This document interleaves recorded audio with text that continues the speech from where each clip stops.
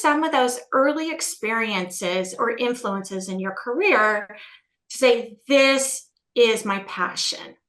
Yeah, I love this question. And I could talk about this for hours. So you're going to have to cut me off, Kristen. One of the very first jobs I had was helping get smartphones out to the marketplace. It was in the late 90s. I promise I'm old enough. And our biggest challenge was how would we get a stay-at-home mom or a businessman to use this smartphone? And we did call them businessmen back then. And I think my job was successful, right? Because we have these smartphones that are out everywhere in the world. It wasn't just me. But I realized in that job that I loved building and getting these phones to the market and working with a bunch of companies that are actually no longer in business. It was the human connection. If I could connect to the stay-at-home mom or the businessman and understand what their problem was and talk to them about that problem and give them a need, it makes selling really easy. So I learned early on, Kristen, that I'm a salesperson and I'm a builder. I actually worked full-time at Microsoft, built a program where we were launching MSN.com, getting it out in the marketplace. We had to sell that out in the world. And at Microsoft, which I can speak through freely, I fell in love with this organization. It was called POC, People, Organization, and Capabilities. And their job was to develop talent within Microsoft. And I was like, I want that job. Like I became infatuated with people. Like I love dynamics. I love personality of people. I love motivating people. And I went to them, Kristen, and I said, how do I get on this team? And they said, you're not qualified. And I was heartbroken. And I was like, what do I need to do to get on this team? And they're like, you need to get a master's degree. Well, I had 2 young children at the time. I had a baby.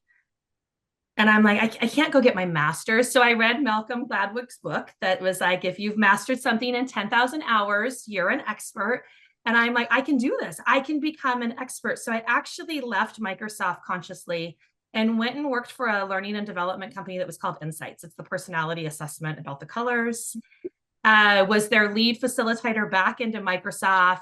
And that's what I did for 5 years, is I rolled out this personality assessment for 5 years, not just at Microsoft, but I got to work with a whole bunch of other companies, Google and Intel and eBay. And I'm really fortunate for that experience at Insights because it was a way for me to master the art of dealing with people without me going back and getting my master's. Loved it. Realized at the time I didn't understand how businesses worked. So I figured out the people, but how do these businesses make money, right? So the ROI and supply chain. And so I made a conscious decision. I applied for a job at Whole Foods.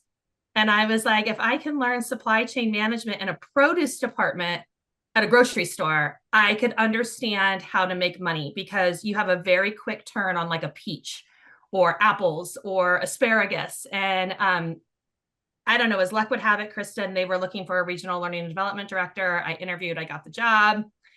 At the time, they were really looking at conscious leadership. Like, how do we bring words like love into the business? And I don't hug people, Kristen. I don't touch people at work. I don't hug people. I surely wouldn't tell anybody at work that I loved them. And here's the president of the regional, of the Northwest region of Whole Foods saying, Amber, we're going to create a training where we love people at work.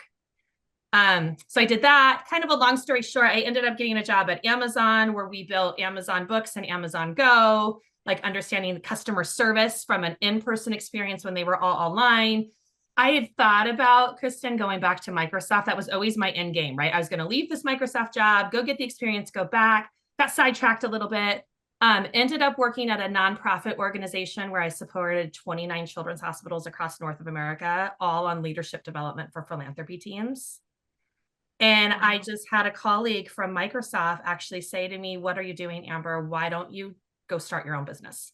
Why don't you just become a human development expert and start your own business and go back and ask Microsoft if you can be a contractor?